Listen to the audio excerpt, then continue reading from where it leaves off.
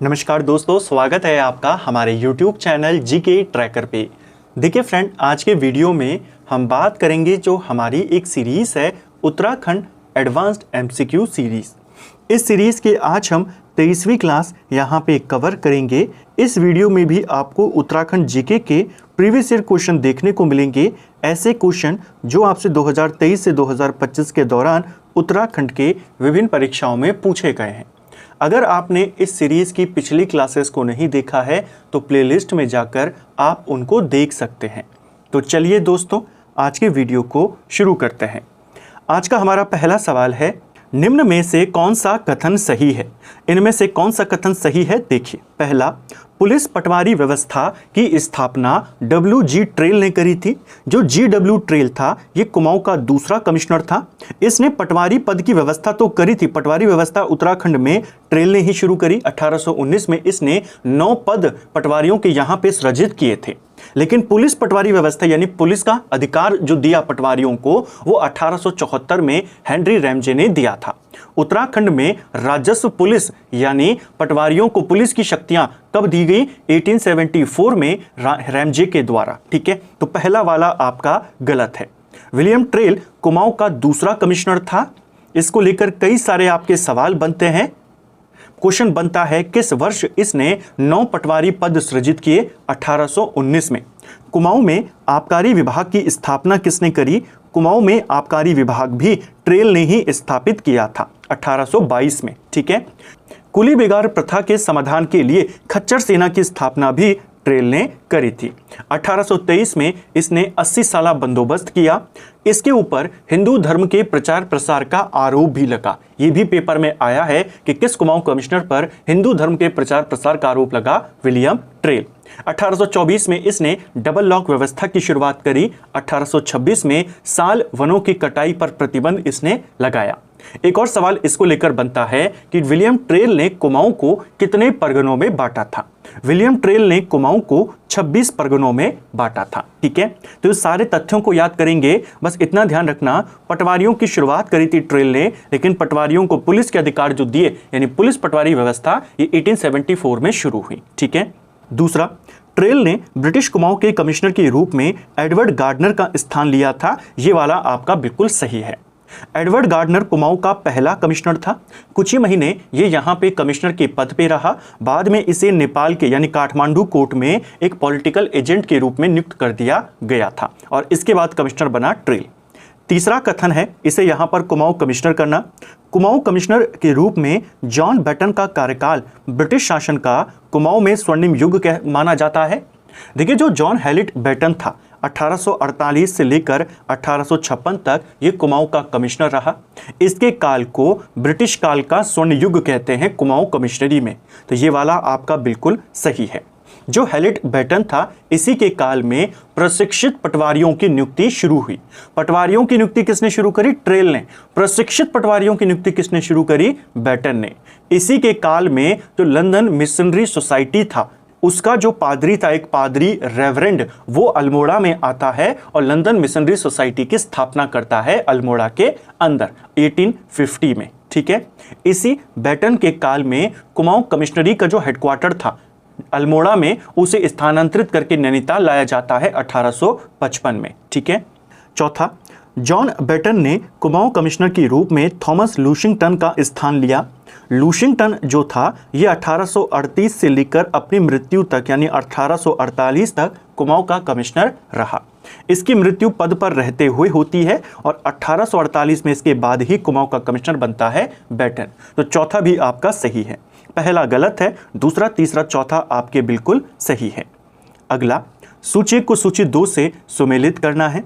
खेंट पर्वत, जिसे परियों का देश भी कहते हैं, ये कहाँ पर स्थित है? ये आपके टिहरी में है। ठीक है, त्रिशूल पर्वत ये कहाँ पर स्थित है? त्रिशूल पर्वत हमारा बागेश्वर में पड़ता है। थलिया सागर ये पड़ता है उत्तरकाशी में और एबॉट माउंट ये पड़ता है चंपावत में। माउंट एबॉट कहाँ पर है? कई बार ये सवाल आया है, चंपावत में है। तो पहले का 2 है, दूसरे का 3 है, तीसरे का 4, चौथे का 1। 2, 3, 4, 1 हमारा सही विकल्प होगा। ठीक है, उत्तराखंड के निम्नलिखित पर्वत शिखरों को उनकी ऊंचाई के आरोही क्रम में व्यवस्थित करें। 4 पर्वत शिखर दिए हैं, नंदा देवी पहला दिया है। 2 नंदा देवी शिखर है हमारे पास, पश्चिमी या पूर्वी। अगर ये पश्चिमी वाला है इसकी ऊंचाई कितनी होगी? 7817। अगर ये पूर्वी वाला है तो इसकी ऊंचाई कितनी होगी? तो यह 7434 मीटर है। ठीक है। बंदरपूंछ पर्वत की बात करते हैं, इसकी ऊंचाई 6320 मीटर है, उत्तरकाशी में पड़ता है। जो केदारनाथ पर्वत शिखर है इसकी ऊंचाई 6968 मीटर है और दूनागिरी या जिसे द्रोणगिरी भी कहते हैं चमोली में है 7066 के साथ। अब आपने आरोही क्रम में यानी बढ़ते हुए क्रम में लगाना है। सबसे छोटा इनमें से कौन है? बंदरपूंछ, यानी सबसे पहले 2 आएगा, उसके बाद केदारनाथ पर्वत शिखर यानी कि 3 आएगा, फिर हमारा दूनागिरी यानी कि 4 आएगा और फिर हमारा 1 नंदा देवी पर्वत चोटी। ठीक है, 2 3 4 1 ऑप्शन बी सही उत्तर होगा। संस्कारों के अवसर पर गाए जाने वाले गीत कौन से हैं? देखिए, कुमाऊं में विभिन्न संस्कारों के अवसर पर जो मांगल गीत गाए जाते हैं उनको फाग कहा जाता है। ऑप्शन सी सही उत्तर होगा। ठीक, जो विभिन्न शुभ संस्कार होते हैं जैसे विवाह के अवसरों पे या विभिन्न संस्कारों के अवसरों पर जो मांगल गीत गाए जाते हैं उनको कुमाऊं में क्या कहते हैं? फाग कहते हैं। सवाल बन जाएगा, कुमाऊं में फाग गीत किस अवसर पे गाए जाते हैं? संस्कारों के अवसर पे। ठीक है, सूची को सूची 2 से सुमेलित करना है। एक तरफ है गीत, दूसरी तरफ किससे संबंधित हैं या किस समय होते हैं उनके बारे में। जो झुमेलो गीत है आपका, इसका संबंध किससे है? देखिए, झुमेलो गीत गढ़वाल क्षेत्र का नारी हृदय की वेदना और प्रेम का एक प्रतीक गीत है। तो ये किससे संबंधित हो जाएगा? झुमेलो होगा वेदना और प्रेम अभिव्यक्ति वेदना का। ठीक है। झोड़ा नृत्य गीत, इसका संबंध किससे है? कुमाऊं में माघ महीने में ये किया जाता है, एक समूह गीत है, ये समूह नृत्य गीत है। इसका संबंध है धर्म, प्रेम, श्रृंगार आदि गीतों से, यानी इन चीजों से ये जुड़ा हुआ है। ठीक है, एक प्रकार का समूह नृत्य गीत है। चांचरी की बात करें तो यह झोड़ा नृत्य गीत के ही समान है। गढ़वाल में बेसिकली जो झोड़ा नृत्य गीत है उसे चांचरी नृत्य गीत कहते हैं। गढ़वाल क्षेत्र का प्रमुख है, यह भी किससे संबंधित है? श्रृंगार से संबंधित, प्रेम से संबंधित है। इसके लिए उपयुक्त विकल्प है यहाँ पर ए, नारी और समाज पर केंद्रित गीत। ठीक है। पवाड़ा की बात करते हैं। पवाड़ा गीत जो होता है गीत वीर गाथाओं से संबंधित होता है, यानी वीरों की जीवनी संबंधी गीत इसमें गाए जाते हैं। ठीक है। कुमाऊं में जो पवाड़े हैं इनको कटकू कहा जाता है, गढ़वाल में पवाड़ों के नाम से जाने जाते हैं। ठीक है, तो पहले का आंसर 2 है, दूसरे का आंसर आपका 4 है, तीसरे का आंसर 1 है और चौथे का आंसर 3 है। 2 4 1 3 हमारा सही आंसर होगा। ठीक है, 2 4 1 3 कहां पर है? ऑप्शन ए में है। अगला, सूची को सूची 2 से सुमेलित करना है। लीलानंद कोटनाला, इनकी रचना का नाम क्या है इनमें से? देखिए, एक यही क्वेश्चन आपसे पूछा गया था कि गढ़वाली छंदमाला किसकी रचना है। ठीक है, वहां पर अगर आपको सिर्फ इतना पता होता इसके रचयिता लीलानंद कोटनाला हैं, आप आंसर कर जाते। उससे पहले ये सवाल ऐसे मिलान वाले सवालों में बना है। हो सकता है अगली बार वो पूछ ले महेंद्र योगेंद्रपुरी की रचना का नाम क्या है। तो मिलान वाले जो ऑप्शंस होते हैं, मिलान वाले जो सवाल होते हैं, उनमें जो दूसरे मिलान के हैं वो भी एज ए क्वेश्चन के रूप में बन सकते हैं। लीलानंद कोटनाला की रचना है गढ़वाली छंदमाला, पहले का 3। तोता कृष्ण गैरोला, इनकी फेमस रचना है प्रेमी पथिक यानी कि 1। महंत योगेंद्रपुरी, इनकी रचना फूलकंडी के नाम से है यानी कि 2। और अज्ञात लेखक यानी लेखक का नाम हमें ज्ञात नहीं है, उनकी रचना है ढोल सागर। ढोल सागर किसने लिखी है इसके बारे में कोई जानकारी नहीं है, अज्ञात लेखक की रचना मानी जाती है। तो 3 1 2 4 हमारा सही विकल्प बनेगा, ऑप्शन ए सही आंसर होगा।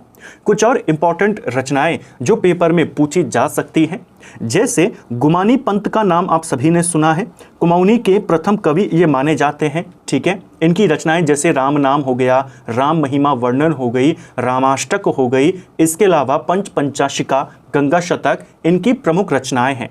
गुमानी पंत के समकालीन एक कवि थे उस समय कुमाऊनी, जिनका नाम था कृष्णा पांडे। कृष्णा पांडे की एक रचना है जिसका नाम है मुल्क कुमाऊं। क्वेश्चन बन सकता है ये किसकी रचना है? तो कृष्णा पांडे कौन थे? गुमानी पंत के समकालीन एक प्रसिद्ध कुमाऊनी कवि थे। ठीक है, एक और इंपॉर्टेंट कुमाऊनी कवि हुए यहाँ पे गौरी दत्त पांडे, गौरदा के नाम से जाने जाते हैं। इनकी कविताओं का संकलन किस नाम से है? तो गौरी गुटका के नाम से किसकी कविताओं का संकलन है? गौरी दत्त पांडे। ठीक है, सवाल आ सकता है, अंग्रेजी सरकार द्वारा किसको अल्मोड़ा की सबसे खतरनाक व्यक्ति की संज्ञा प्रदान की गई थी? अंग्रेजों ने इनमें से किस महिला को अल्मोड़ा की सबसे खतरनाक महिला या सबसे खतरनाक व्यक्ति कहा था? ये कहा था सरला बहन को। ऑप्शन सी सही आंसर होगा। सरला बहन महात्मा गांधी जी की शिष्य थी। इनका जो वास्तविक नाम था वो कैथरीन हाइलमन था। कौसानी में लक्ष्मी आश्रम की स्थापना करती है महिलाओं के लिए।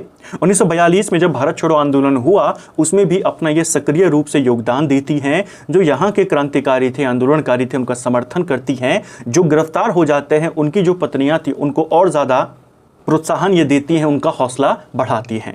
जो अंग्रेज थे वो समझ नहीं पा रहे थे कि इनको किस तरीके से नियंत्रण में किया जाए और इसीलिए इनको अल्मोड़ा की सबसे खतरनाक महिला इन्होंने कहा था। ठीक है, बेसिकली उस टाइम पर जगह जगह जाकर ये लोगों से मिल रही थी। जो कुमाऊं का कमिश्नर था वो इनको पत्र लिखता था कि आप बिना आज्ञा के यहाँ से बाहर जा नहीं सकते। उसके बावजूद ये जाती थी, उनके किसी भी आदेश को नहीं मानती थी। ठीक है, अगला, कुमाऊं पर अधिकार के पश्चात गोरखों द्वारा निर्मित उल्का देवी का एकमात्र मंदिर किस स्थान पर है?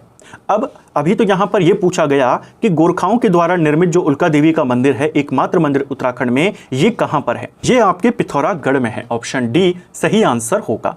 सवाल बन जाएगा कि जो पिथौरागढ़ का प्रसिद्ध उल्का देवी मंदिर है इसका निर्माण किसने करवाया? गोरखाओं ने करवाया। ठीक है, निम्न में से कौन सा युग्म सही सुमेलित नहीं है? बगड़ नदी नाले के निक्षेपण से बना स्थान, या इसे बगड़ कहते हैं, ये आपका बिल्कुल सही है। हमने देखा था जब हमने उत्तराखंड में भूमि के प्रकारों को देखा, बगड़ नदी बेसिकली नदी के जो किनारे का हिस्सा होता है जो काफ़ी समतल होता है, उपजाऊ होता है, उसे बगड़ कहते हैं। ठीक है, तो नदी नहीं होती है, नदी के किनारे का जो हिस्सा है आसपास का समतल मैदान, उसको कहते हैं बगड़। ठीक है, उत्तराखंड में कई सारे ऐसे बगड़ हैं, जैसे नारायण बगड़ है, पातली बगड़ है, इस प्रकार से। ठीक है, तो नदियों के तट से लगा हुआ जो इलाका है जो काफ़ी उपजाऊ होता है उसे बगड़ कहते हैं। ये पहला आपका बिल्कुल सही है। शेरा ऐसा खेत जहां पर धूप नहीं पहुंचती, ये वाला गलत हो जाएगा।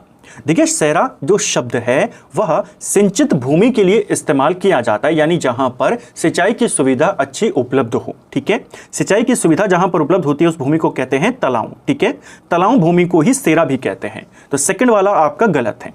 उखड़ ये असिंचित भूमि होती है, बिल्कुल सही है। राजबाटी या राजबाटो ये आम रास्ता होता है, ये भी बिल्कुल आपका सही है। फिर से यहाँ पे सुमेलित करना है। अब देखिए, इसी सवाल से संबंधित एक सवाल आपसे हाल ही में जो आपका एक पेपर हुआ उसमें पूछा गया था कि नमक वाली ब्रांड से जुड़े हुए व्यक्ति कौन हैं? इनका नाम था शशि बहुगुणा।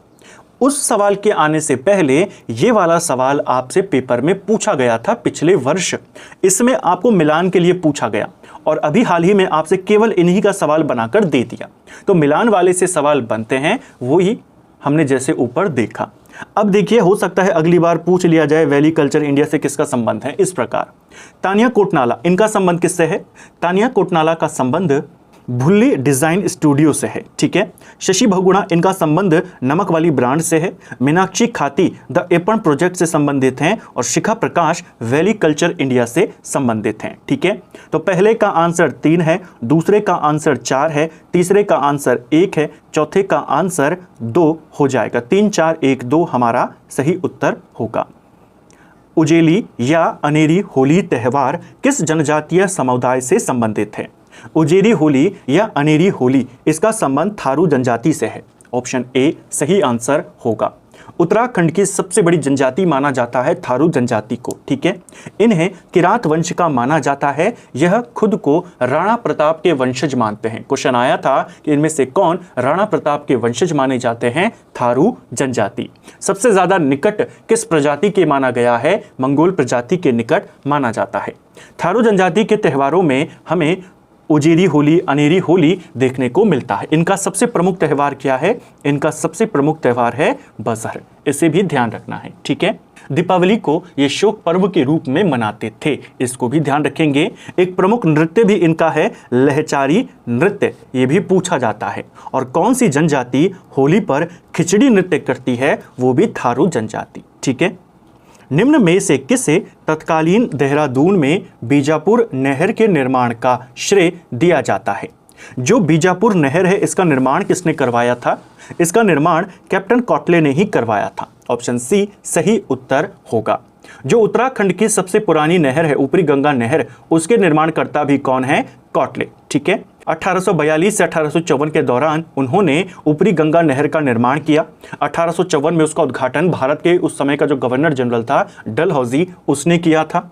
हरिद्वार से कानपुर तक वो नहर जाती है और इसी पीबी कोटले के द्वारा बीजापुर नहर बनाई गई थी। ठीक है, इसके निर्माण का श्रेय भी इन्हीं को जाता है। 1837 में इसका डिजाइन इन्होंने ही बनाया था। ठीक है, अगला, नंदौर वन्यजीव अभयारण्य निम्न में से किन जनपदों में स्थित है? देखिए, नंदौर वन्यजीव अभयारण्य को लेकर एक कंफ्यूजन रहता है। इसका जो विस्तार है वो नैनीताल और उधम सिंह नगर में है या नैनीताल और चंपावत में है। ये क्वेश्चन पेपर में आया था। पेपर में आपको उधम सिंह नगर वाला विकल्प में ही नहीं दिया गया। आपने ध्यान रखना है, आपने पहला रेफरेंस अब किसको देना है? नैनीताल और चंपावत। जो हमारा नंदौर वन्यजीव अभयारण्य है कहाँ कहाँ पर फैला है? यह नैनीताल और चंपावत में है। 2012 में ये बना था। 270 वर्ग किलोमीटर इसका टोटल एरिया है। ठीक है, वन्यजीव विहारों का क्रम पूछा जाता है कि सबसे छोटा कौन सा है, सबसे बड़ा कौन सा है। सबसे बड़ा वन्यजीव विहार केदारनाथ वन्यजीव विहार है जो 1972 में बना। 950 वर्ग किलोमीटर से भी ज़्यादा उसकी क्षेत्रफल है। ठीक है, सबसे छोटा वन्यजीव विहार कौन सा है? सबसे छोटा मसूरी वन्यजीव विहार है जो 1993 में बना, देहरादून में है। लगभग 11 वर्ग किलोमीटर के करीब उसका टोटल एरिया है। ठीक है, उत्तराखंड राज्य में पाई जाने वाली कौन सी वनस्पति जिसके फल का प्रयोग टमाटर के विकल्प के रूप में किया जाता है? इनमें से किसका इस्तेमाल टमाटर के विकल्प के रूप में होता है? अमेश का। ऑप्शन सी सही आंसर होगा। अमेश इसका अन्य नाम है हिप्पोपी, इसे भी ध्यान रखना।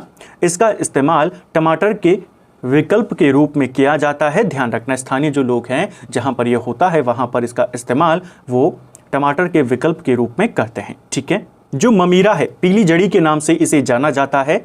कॉस्मेटिक बनाने में, दवाइयाँ बनाने में इसका इस्तेमाल होता है। जो धुनेर है, इसमें से एक केमिकल प्राप्त किया जाता है टेक्साल नाम का। टेक्साल नाम का रसायन जो कि कैंसर के इलाज में काफ़ी इंपॉर्टेंट होता है, किससे प्राप्त होता है? धुनेर से मिलता है। किल्मोड़ा ये भी एक औषधि है जिसे दारू हरिद्रा या जरिश्क के नाम से जाना जाता है। ठीक है, एक क्वेश्चन बना था, किल्मोड़ा जो औषधि है या किल्मोड़ा जो वनस्पति है इसे वन्यजीव अधिनियम की कौन सी श्रेणी में रखा गया है? तो वन्यजीव अधिनियम की पहली श्रेणी में इसे रखा गया है। किस पुराण में महर्षि वेदव्यास ने गढ़वाल के 4 धामों का सविस्तार वर्णन किया है? गढ़वाल के 4 धामों का पूर्णतः वर्णन किस पुराण में हुआ है? यह हुआ है स्कंद पुराण में। ऑप्शन बी सही आंसर होगा। स्कंद पुराण का ही एक पार्ट है केदारखंड। ठीक है, इसे ही आज का गढ़वाल कहते हैं। डुंगी पैंतोली आंदोलन किससे संबंधित था?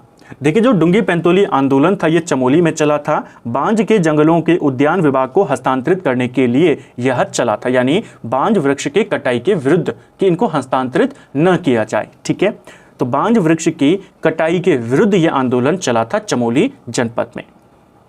उत्तराखंड में चैत के महीने के दौरान किस वर्ग विशेष के द्वारा कुलाचार गीत गाए जाते हैं?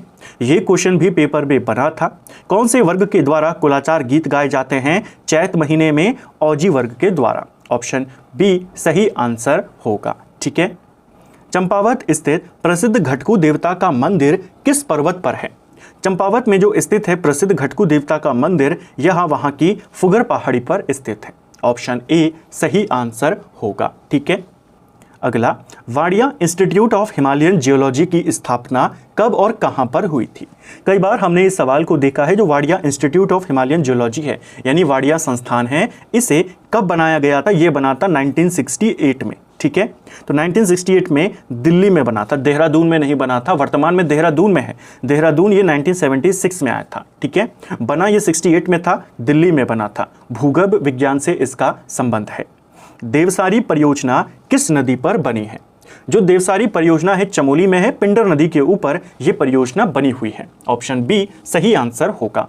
पिंडर पर और कौन से बांध और परियोजना बनी है? एक है हमारा बगौली बांध, ये भी पिंडर के ऊपर बना हुआ है। इसके अलावा एक है हमारा पाडुली बांध, ये भी पिंडर के ऊपर है। एक है हमारा मेलखेत बांध, ये भी पिंडर के ऊपर है। देवसारी परियोजना भी पिंडर के ऊपर ही बनी हुई है। ठीक है, चमोली में ही ये सारी परियोजनाएं स्थित हैं। चमोली में एक और परियोजना है जो पूछी जा सकती है, राजवक्ती परियोजना नंदाकिनी के ऊपर बनी हुई है। ठीक है, इसके अलावा एक है उर्गम परियोजना, ये कल्पगंगा के ऊपर बनी हुई है।